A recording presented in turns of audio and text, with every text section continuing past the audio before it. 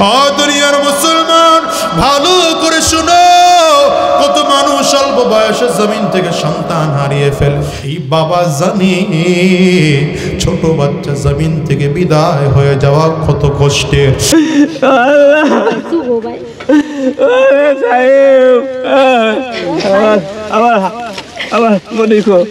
একজন মাকে জিজ্ঞাসা কইর, মায়ের সামনে যদি তার সন্তান জমিন থেকে বিদায় হয়ে যায়, মা জানে সন্তান বিদায় হওয়া কতটা কষ্টের হয়।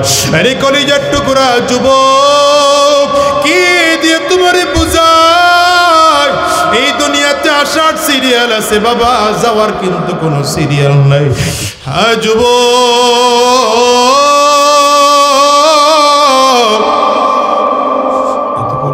হাত তুলেছে, এদের চোখের দিকে তাকিয়ে দেখো, কারো চোখের কোটায় পানি, কারো চোখ কোটা ভিজে গেছে, কারো চোখ দুইটা লাল।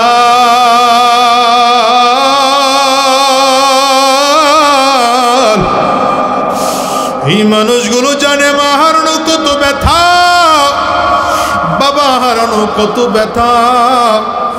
লক্ষ মাইল হাজার মাইল দূরে সন্তান, তাকে ইন্টারনেটের মাধ্যমে খবর নেওয়া যায়, ইন্টারনেট টেলিফোন ফ্যাক্সের মাধ্যমে খবর নেওয়া যায়। কিন্তু তোমার আমার মা যে খবর মাত্র বাড়ির সামনে 2.5 হাত মাটির নিচে ঘুমিয়ে আছে, কোনোদিন ওই মায়ের খবরটুকু পর্যন্ত নিতে পারলাম না। মাকে যদি কবরের পাশে দাঁড়ায় ডাকি, মা গো তুমি কেমন আছো বলো, মা জবাব দেয় না। বাবার কবরের সামনে দাঁড়ায় যদি বলি, বাবা কেমন আছো তুমি বলো, তোমার রেখে যাওয়া বাড়ির মধ্যে আমি থাকি, কিন্তু 5 বছর হয়ে গেল, 10 বছর হয়ে গেল, তুমি মাটির ঘরে কেমন আছো খবরটুকু পর্যন্ত নিতে পারি না। এরে দুনিয়ার বাজার, সারা জীবন কি মনে হয় এই দুনিয়ায় থাকবা? না রে ভাই না, দুনিয়ায় তো আসার সিরিয়াল আছে, যাওয়ার সিরিয়াল নাই। তবে সাবধান, কবর কিন্তু বড় ভয়ঙ্কর জায়গা, কবর বড় অন্ধকার জায়গা। ওখানে বাড়িওয়ালার পরিচয় দিলে চলবে না, ক্ষমতাওয়ালার পরিচয় দিলে চলবে না, টাকাওয়ালার পরিচয় দিলে চলবে না। কবর বারবার করে ডাকে, আনা বাইতুল জুলমা, আনা বাইতুল ওয়াহদা, আনা বাইতুত তুরাব। কবর বারবার করে বলে, আমি বড় একাকির ঘর, আমি বড় অন্ধকার ঘর, আমার কাছে সাথী নাই, বাতি নাই, দুনিয়ার কোনো কিছুই নাই। কবর বলে, আমি শুধু চিনি আমল, ভালো আমল করে যদি আসতে পারো, কবর বলে আমি ভালো আচরণ করব। আর যদি ভালো আমল করে আসতে না পারো, কপাল পোড়ার দল। আমি কবর 2 দিকের মাটিগুলো একত্রিত হইয়া এত জোরে চাপ মারব, গুনাহগারের এক পাজরের হাড় আরেক পাজরের মধ্যে নিয়ে পৌঁছাইয়া দেব। ওরে দুনিয়ার যুবক, কি বললে তুমি নেকের কাজ করবা বলো, কোন রাস্তায় চললে নেকের কাজ করবা বলো। আজকের ময়দানটায় তুমি যদি পাওটা আমার সামনে আগায়া দাও, আমি 2 হাত দিয়ে তোমার পায়ে ধরবো, তারপরে বলবো, রে ভাই গুনাহ ছেড়ে দাও, আরাম রাস্তা ছেড়ে দাও, আরাম রাস্তায় চলিও না, গুনাহের রাস্তায় চলিও না, শয়তানি রাস্তায় চলিও না। বন্ধুরে যারা নামাজ পড়ো না, আর মেরাজের স্বাদ তোমরা পাবা না। এই জন্য বলি 5 ওয়াক্ত নামাজ পড়ো, নফল নামাজ পড়লে মাঝে মাঝে পড়ো, পারলে এশার নামাজের পরে 2 রাকাত নফল নামাজ পড়ো, মাগরিবের পরে পারলে আওয়াবিনের নামাজ পড়ো, ফজরের নামাজের পরে সূর্য ওঠার পরে পারলে ইশরাকের নামাজ পড়ো, আর একটু পরে পারলে চাশতের নামাজ পড়ো, মাঝে মাঝে সালাতুল কুসুফ পড়ো, মাঝে মাঝে সালাতুল হাজাত পড়ো। মসজিদে ঢুকেছো 2 রাকাত নফল নামাজ আদায় করো, ওযু করেছো 2 রাকাত নফল নামাজ আদায় করো। আবার মাঝে মাঝে ঠান্ডা পানি দিয়ে ওযু করিয়া যায় নামাজ ছেড়ে বিছাইয়া রাতের আধারে যায় নামাজে দাঁড়িয়ে যাও রে গোলাম। সব ঘুমায়, আল্লাহ বলেন আমি আল্লাহ কিন্তু ঘুমাই না। লা তাখুযুহু সিনাতু ওয়ালা নাওম। আল্লাহ বলেন গোটা পৃথিবীর সব মানুষ ঘুমায়, গোটা দুনিয়ার মানুষ ঘুমায়, আমি আল্লাহ ঘুমাই না, আমি আল্লাহ তাআলা জিমানিও দেই না। বরং রাতের শেষ ভাগে আল্লাহ তাআলা প্রথম আসমানে এসে বান্দাকে ডাকতে থাকেন, আলা মিন মুস্তাগফিরিন فاغفر له ألا من مسترزق فارزقا ألا مبتلين فأعافيا। শেষ রাতে এসে বান্দাকে আল্লাহ ডাকতে থাকেন, কে আছো মুসিবতের মধ্যে পড়ে গেছো, আমি আল্লাহকে ডাকো, আমি আল্লাহ তোমার মুসিবত দূর করে দেব। কে আছো রিজিকের অভাবের মধ্যে পড়ে আছো, আমি আল্লাহকে বলো রিজিকের অভাব দূর করে দেব। কে আছো গুনাহ করে ফেলেছো, আমি আল্লাহর কাছে বলো, আমি আল্লাহ সব গুনাহ তোর মাফ করে দেব। এই জন্য বন্ধু রাতের বেলায় ঘুমাইও না, মাঝে মাঝে শেষ রাতে উঠা আমার মালিকের কাছে চোখের পানিগুলো ফেলে কান্না করো। রহমাতুল লিল আলামিনের অভ্যাস ছিল এশার নামাজের পরে নবী ঘুমিয়ে পড়তেন, শেষ রাতে উঠে আমার নবী তাড়াতাড়ি আবার রাত জাগতেন। এই জন্য ডাক্তাররাও এখনকার সময় গবেষণা করে বলে রাতের মাঝখানের জায়গাটা, এই সময়টা ঘুমের জন্য অত্যন্ত উপকারী। শেষ রাতের ঘুমটাও খুব ভালো না, প্রথম রাতের ঘুমটাও খুব ভালো না। এই জন্য মুসলমান ঘুমাইতে যদি হয় মাঝে মাঝে মাঝখানে ঘুমাইয়া শেষ রাতে উঠে মালিকের কাছে দাঁড়ায় যাও আর দুইটা হাত উঁচা করে বলো, আল্লাহ আমার চেয়ে বড় গুনাহগার এই জমিনের মধ্যে বুঝি আর কেউ নাই, আমার চেয়ে খারাপ মানুষ বুঝি এই জমিনের মধ্যে আর কেউ নাই, আমার চেয়ে বড় গুনাহগার বুঝি এই জমিনের মধ্যে আর কেউ নাই, আমার চেয়ে বড় বেঈমান বুঝি জমিনে আর কেউ নাই, আমার চেয়ে বড় জাহান্নামের আসামি বুঝি আর কেউ নাই। মালিক তুমি যদি চাও গোলামরে মাফ করে দিতে পারো, আর যদি তুমি চাও গোলামরে জাহান্নামে দিতে পারো। আল্লাহ যদি গোলামরে জাহান্নামে দাও, গোলাম জাহান্নামে যাওয়ার শক্তি রাখে না, জাহান্নামের আযাব সহ্য করার ক্ষমতা রাখে না। আয় আল্লাহ গোলামরে জাহান্নামে না দিয়া জান্নাত দিয়ে দিও। চিল্লায় জোরে আওয়াজ করে বলো আমিন। রাজি না ইনশাআল্লাহ? কথা কয় না রাজি না? হ্যাঁ, এখনকার যুগে মেরাজ অস্বীকার করার মতো একদল লোক আছে না নাই? ওই যুগে কাফিররা মেরাজকে অস্বীকার করেছে, এই যুগে মুসলমানরাও মেরাজ অস্বীকার করে। নাউজুবিল্লাহ, জোরে কইবেন না, আরো জোরে বলবেন না। ওই যুগে কাফিররা অস্বীকার করত, আর এই যুগে মুসলমানের বাচ্চারা মেরাজ স্বীকার করে। মেরাজ করে এসে উম্মে হানির ঘরে ঢুকেছেন নবীজি, ডেকে বললেন, বোন রে, আমি এমন এমন এমন এমন রাতের বেলা হয়েছে, আমি এখান থেকে বাইতুল মাকদিস গেলাম, বাইতুল মাকদিস থেকে 7 আসমান পার হইয়া আমি জান্নাত দেখলাম, আল্লাহর জাহান্নামও দেখে আসলাম, সর্বশেষ আমি আরশ মুআল্লায় যাইয়া রবের সাথে সরাসরি কথা বলে এসেছি। উম্মে হানি বলে, তাইলে কথা আপনার কাছে কেন রাখবেন? মক্কার মানুষদেরকে বলেন না। খবর চলে গেল আবু জাহালের কাছে।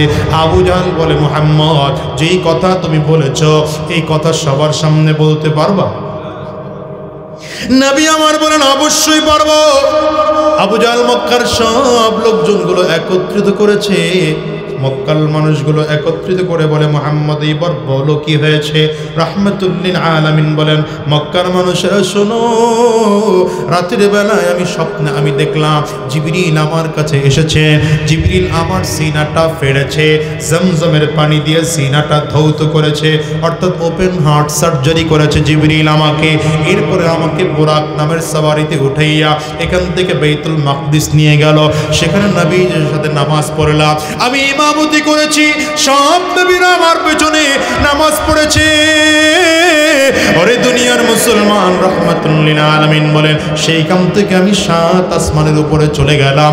কাফেররা কয় বিশ্বাস করি না। মুহাম্মদুর রাসূলুল্লাহ বলেন বিশ্বাস করা না করা তোমাদের ব্যাপার, আমি গিয়েছি এর মধ্যে কোনো সন্দেহ নাই। কাফের মুশরিকগুলো বলে মুহাম্মদ 7 আসমানে গিয়েছো তো পরের ব্যাপার, বাইতুল মাকদিস পর্যন্ত যে গেছো আমরা সেটাও মানি না। যদি প্রমাণ করতে হয় পারলে বলো তো বাইতুল মাকদিসের জানালা দরজা সিঁড়ি কয়টা? আমার মনে একটা প্রশ্ন, কাফিররা কেন বাইতুল মাকদিসের জানলা কয়টা জিগায়, দরজা কয়টা জিজ্ঞাসা করে? কেন কাফিররা জিজ্ঞাসা করলো না প্রথম আসমানের দরজা কয়টা, কোন দরজা তোমার জন্য খোলা হয়েছিল? দ্বিতীয় আসমানের দরজা কয়টা, কোন দরজা তোমার জন্য খোলা হয়েছিল? কাফিররা ওইটা কেন জিগাইল না? না জিজ্ঞাসা করার কারণ হলো কাফিরদের দৌড় বাইতুল মাকদিস পর্যন্ত, উপরে আর দৌড় নেই। কথা কয় না? এই জন্য তোমরা যে মাঝে মাঝে বলো মোল্লার দৌড় মসজিদ পর্যন্ত, আমি বলি না না, মোল্লার দৌড় 7 আসমান পার হইয়া আর শাজিম পর্যন্ত, তোদের দৌড় মোটেও না। কথা কয় না? তোমার দৌড় বাজার পর্যন্ত। এই কথা কয় না কেন?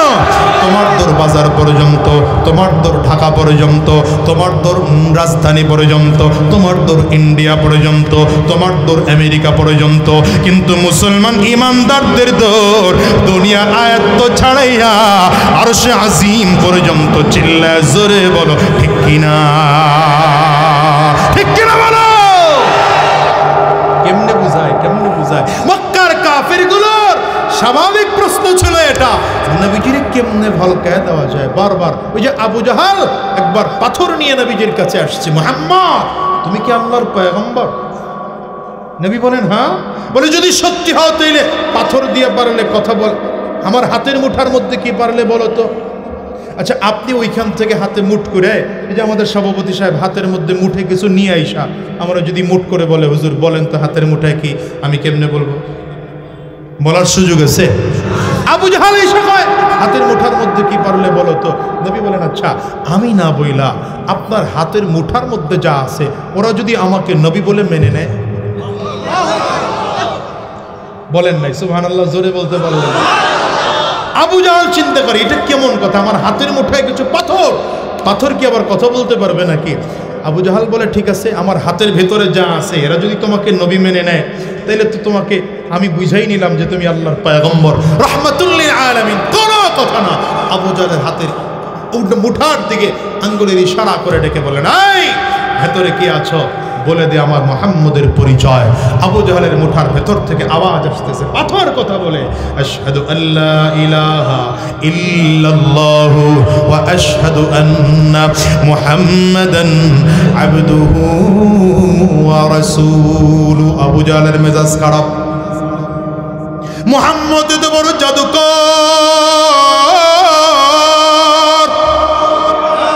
জোরে কয় না?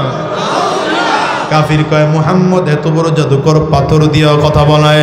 ওই যে আপনারাও যে হুজুর করে গালি দেন, কেউ কয় রাজাকার, কেউ কয় জঙ্গি, কেউ বলে উগ্রবাদ, আবার কেউ হুজুর করে মৌলবাদ বইলাও গালি দেয়, আছে না নাই?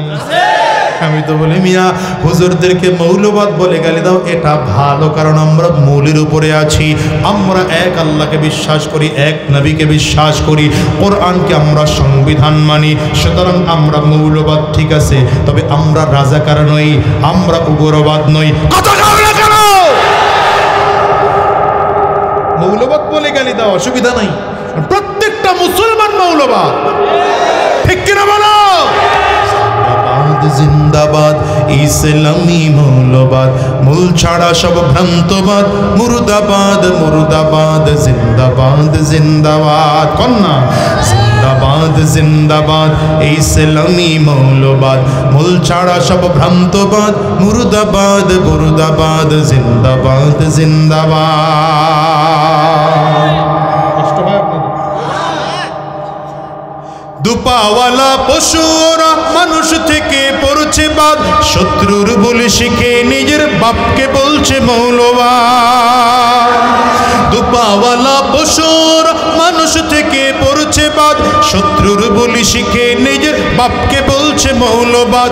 জন্ম মৃত্যু সবই ওদের, মূল ছাড়া তাই নাই কো ঠিক। ধর্মে নাস্তিক জন্মে জারুদ, ছুটছে ওরা দিক বিদিক। মূল ছাড়া সব পরগাছা আর রোষ ভ্রান্ত মতবাদ। মূল ছাড়া সব পরগাছা আর রোষ ভ্রান্ত মতবাদ। মানুষ নাকি বানর জাতি, ডারউইনের ভ্রান্তবাদ। জিন্দাবাদ জিন্দাবাদ ইসলামী মৌলবাদ। মূল ছাড়া সব ভ্রান্তবাদ। মুর্দাবাদ মুর্দাবাদ জিন্দাবাদ জিন্দাবাদ। বলো জিন্দাবাদ জিন্দাবাদ ইসলামী মৌলবাদ। মূল ছাড়া সব ভ্রান্তবাদ। মুর্দাবাদ মুর্দাবাদ জিন্দাবাদ জিন্দাবাদ। আবু জাহলের মেজাজ গরম, মুহাম্মদ পাথর দিয়ে কথা বলায়। মক্কার কাফির মুশরিক সব নিয়ে বসছে, কি করা যায় বলো তো? কাফির মুশরিকরা পরামর্শ দেয়, এক কাজ করো, মুহাম্মদ তো জাদুকর। জোরে বলেন জোরে বলেন। তাহলে এক কাজ করো, যেহেতু পাথর দিয়ে কথা বলাইছে, খেজুরের ছিলকা নিয়ে যাও, বিচি ফালায় নিয়ে যাও, দেখো এটা দিয়ে গাছ উঠে দিতে পারে। আরো জোরে কয় না রে। খেজুরের আপনি পারবেন? আপনার আমার দ্বারা সম্ভব? এই যে আম হয়, আমের বিচি ছাড়া ছিলকা দিয়ে গাছ উঠানো সম্ভব? তো কাফির মুশরিকরা মনে করেছে, আরে খেজুরের বিচি ছাড়া ছিলকা দিয়ে গাছ মুহাম্মদ জীবনেও উঠাইতে পারবে না, আমাদের নবীও মানা লাগবে না। ছিলকা ফালায়া খেজুরের বিচি নিয়ে আসছে মুহাম্মদ। যদি আল্লাহর পয়গম্বর হও, পারলে খেজুরের ছিলকা দিয়ে গাছ উঠাও। নবীজি বিসমিল্লাহির রহমানির রহিম বলেছেন, মাটির মধ্যে পুঁতে দিয়েছেন খেজুরের ছিলকা।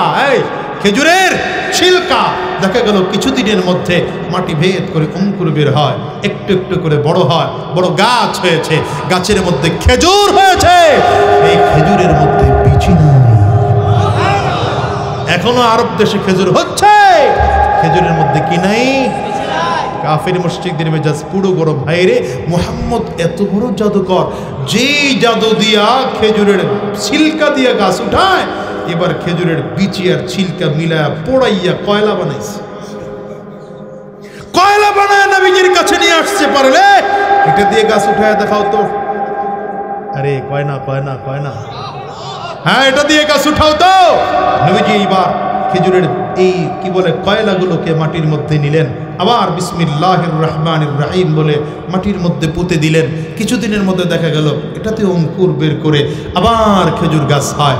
এই খেজুরের গাছে খেজুরও হয়, কিন্তু খেজুরের চেহারাটা পোড়া পোড়া।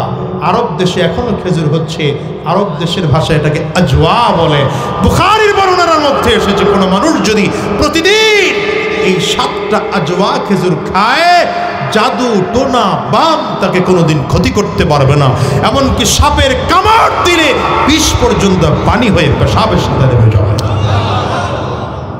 কাফেরদের চান্দি পুরো গরম। এই রে, মুহাম্মদ এত বড় জাদুকর, এত বড় জাদুকর, খেজুরের ছিলকা দিয়ে গাছ উঠায়, পাথর দিয়ে কথা বলায়, পোড়া কয়লা দিয়ে গাছ উঠায়।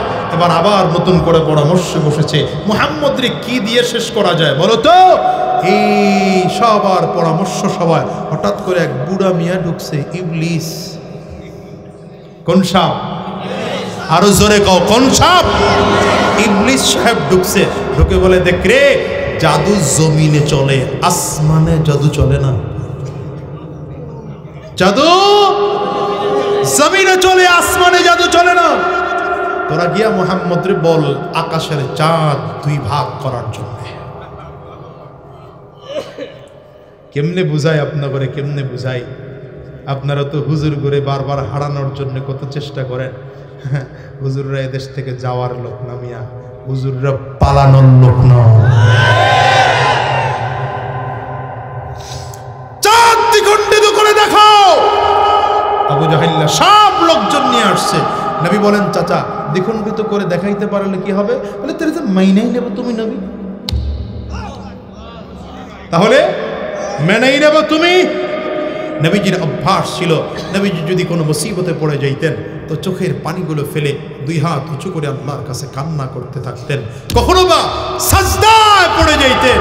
আল্লাহ পাকের তো ওয়াদা আছে, ওয়া ইযা সাআলাকা ইবাদি আন্নী ফাইন্নী وإذا سألك عبادي عني فإني قريب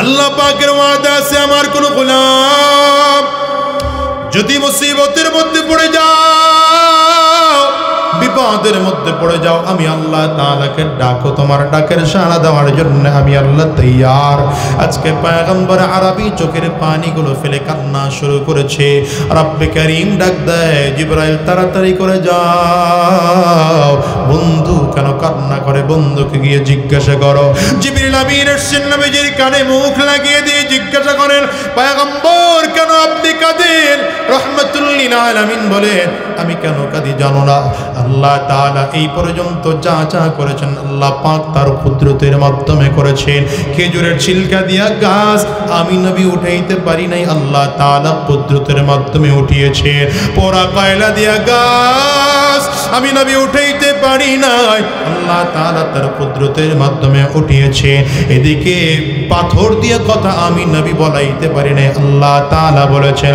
এখন কাফির আমাকে বলে আকাশের চাঁদ দ্বিখণ্ডিত করার জন্য কেমন করে করব রহমাতুল লিল আলামিন চোখের পানিগুলো ফেলে কান্না করে আল্লাহ তাআলার ফেরেশতা জিবরিল আমিন ডেকে বললেন পয়গম্বর আল্লাহ তাআলা আমাকে আপনার কাছে পাঠিয়েছেন কাঁদতে নিষেধ করেছেন আল্লাহ ছোট্ট একটা কাজ আপনি করেন ডান হাতের শাহাদাত আঙ্গুলটা উপরের দিকে উঁচু করে হালকা করে ইশারা করবে ইশারা করার কাজটুকু আপনার বাকি কাজ হবে আমার আল্লাহ জোরে চিল্লা বলো কার আরো জোরে বলো কার রহমাতুল লিল আলামিন ডান হাতের শাহাদাত আঙ্গুলটা হালকা করে উপরের দিকে উঁচু করে ইশারা করেছেন ইশারা করতে দেরি হয় কাফেরগুলো তাকিয়ে তাকিয়ে দেখে চাঁদটা মাঝখানে ফেটে দুইটা ভাগ হইয়া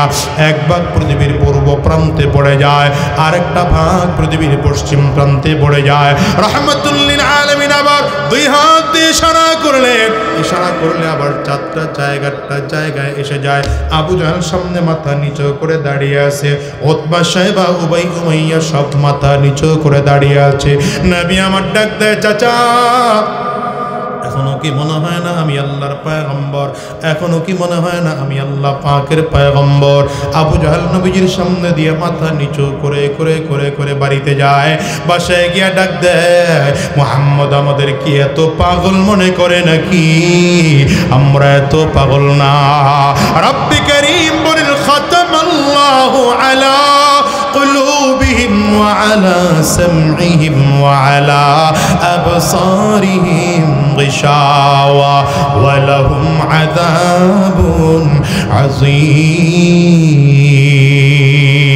عظيم رب كريم বলেন দুনিয়ার এমন কিছু মানুষ আছে হাজারো কথা শুনবে কিন্তু ওদের কাজ হবে না হাজারো বয়ান শুনবে কাজ হবে না নবীজির কোরআন ডাইরেক্ট দেখবে তারপরও ঈমান আনবে না মুআজিজা নিজের চোখে চোখে তাকিয়ে দেখবে তারপরও ওরা ঈমান আনবে না কেন ওদের চোখে মোহর মেরে দেওয়া হয়েছে কলবের মধ্যে মোহর মেরে দেওয়া হয়েছে কানের মধ্যে মোহর মেরে দেওয়া হয়েছে কান আছে কিন্তু কান দিয়ে দ্বীনের কথা শুনবে না চোখ আছে কিন্তু চোখ দিয়া আল্লাহর কুদরতগুলো দেখবে না অন্তর আছে কিন্তু অন্তর দিয়ে অনুধাবন করবে না আল্লাহ রাব্বুল আলামিন বলে এদের অবস্থা তো খারাপ মরণের আগ পর্যন্ত ঈমান এরা আনতে পারবে না আজকে আবু জাহেল নবীজির সামনে দাঁড়িয়েছে মুহাম্মদ গোটা দুনিয়ার সব মানুষ বিশ্বাস করতে পারে কিন্তু আমি তুমি যে মেরাজে গিয়েছো বিশ্বাস করি না কারণ আবু জাহেল জানেন কি করেছে সর্বপ্রথম আবু বকর সিদ্দিক রাদিয়াল্লাহু আনহুর কাছে গিয়েছে ডেকে বলেন আবু বকর তুমি যার সাথে চলো যাকে তুমি নবী বলে মানো সে যে পাগল হয়েছে তোমার জানা আছে নাকি আবু বকর সিদ্দিক রাদিয়াল্লাহু আনহু বলেন কেন কেন কি হলো তোমার বলো আবু জাহেল কই মাত্র শুনলাম মুহাম্মদ বলেছে একটু আগে নাকি সে মেয়ারাজ করে এসেছে, রাহমাতুল লিল আলামিনকে মেয়ারাজ করে এসেছে। আবু বকর সিদ্দিক বলেন, কে বলেছে? আমার নবী বলেছে নাকি? বলে হ্যাঁ নবী বলেছেন। আবু বকর সিদ্দিক কোনো কথা নয় ডাইরেক্ট উত্তর দেয়, এই কথা যদি আমার নবী বলে থাকে একটা কথা মিথ্যা নয়, আমার নবী যা বলেছেন সব সত্য কথা বলেছে। এই আবু জাহল নবীজির কাছে এসে ডাক দেয়, মুহাম্মদ, আবু বকরকে তুমি জাদু করেছো। এই জন্য হয়তো আবু বকর এটা স্বীকার করতে পারে, মেনে নিতে পারে, আমি মেনে নিতে পারি না। পারলে বলো তো বাইতুল মাকদিসের জানালা কয়টা, বাইতুল মাকদিসের দরজা কয়টা, বাইতুল মাকদিসের সিঁড়ি কয়টা? রাহমাতুল লিল আলামিন আজও সাজদায় পড়ে গেছে আর ডেকে বললেন, আল্লাহ, মুসিবতে পড়ে গেলে তোমার হাবিব কান্না করে, ওগো আল্লাহ, তোমার হাবিব মেরাজে গিয়েছে, বাইতুল মুকাদ্দাস গিয়েছে, কিন্তু বলেন আমার নবী বাইতুল মুকাদ্দাস গিয়ে জানালা কয়টা, সিঁড়ি কয়টা, দরজা কয়টা গনছেন নাকি? আপনাদের এই মসজিদের মাদ্রাসার মুতামিম সাহেব কেউ যদি জিজ্ঞাসা করা হয় এই মসজিদের জানালা কয়টা, ডাইরেক্ট প্রশ্ন করলে সে বলতে পারবে না, অথচ এখানে তিনি সব সময়ের জন্য থাকেন। বাইতুল মাকদিসের জানালা নবী গিয়েছেন অল্প সময়ের জন্য, তাও গিয়েছেন রাতের বেলা। নবীজি গিয়েছেন, তার বোরাককে জিবরিল আমিন পাথরের সাথে বাঁধলেন। নবীজি ঢুকেই দেখতেছেন সব নবীরা কাতার করে দাঁড়িয়ে আছে। সেখানে রাহমাতুল লিল আলামিন নিজেও কাতারে দাঁড়িয়েছে। মনে মনে চিন্তা করেছেন, মনে হয় আজকে ইমাম জিবরিল ইমামতি করবেন। জিবরিল আমিন এসে নবীজির হাত ধরে ইমামতির মুসাল্লায় দাঁড় করিয়ে দিয়েছেন। পয়গম্বর, আজকের দিনের ইমাম দুনিয়ার কেউ নয়, আজকের দিনের ইমাম আপনি পয়গম্বর। নবীজি নামাজ পড়িয়েছেন, নামাজ পড়া শেষ হয়ে গেল। নবী যার মতো করে তার মতো করে চলে গেলেন। রাহমাতুল লিল আলামিন বাইতুল মাকদিস থেকে বের হলেন। সামনে দুধের পেয়ালা এনে দেওয়া হলো, শরাবের পেয়ালা এনে দেওয়া হলো।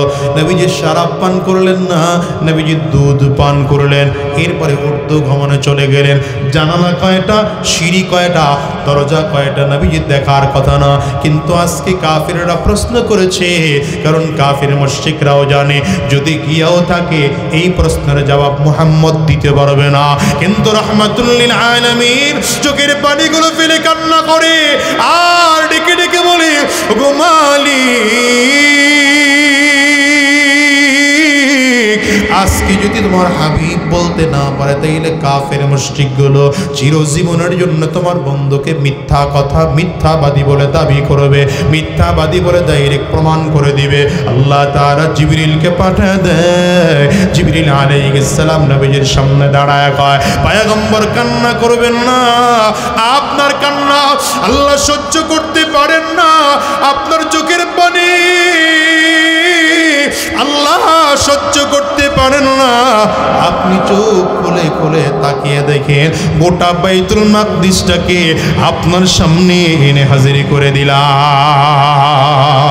আমি এক এক দিক করে করে ঘুরাবো আর আপনি এক এক দিক করে করে করে ঘুরাইয়া কোন দিকে কয়টা দরজা, কোন দিকে কয়টা জানালা, জানালার মধ্যে শিক কয়টা, জানালার মধ্যে বাউন্ডারি কয়টা, পিলার কয়টা, ছাদে কয়টা গম্বুজ, এরপরে আপনার নিচের দিকে সিঁড়ি কয়টা, নিজের চোখে চোখে দেখবে, নিজের চোখে দেখে দেখে কাফিরদের জবাব দিবে।